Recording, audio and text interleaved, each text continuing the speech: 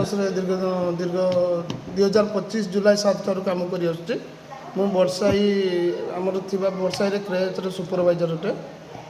Training चलता संजीव सार ठारू मु किसी खेलना शिक्षा करी जिनसा नहीं आज तैयारी कर भावुँ यहाँ छुआ मान बहुत उपयोगी हम यहाँ नॉन प्लास्टिक हैंडमेड टॉयज जोटा कि प्लास्टिक यूज ही ना बिना प्लास्टिक रे यह तैयारी होती भावुँ पिला बहुत भल लगे बहुत उपयोगी।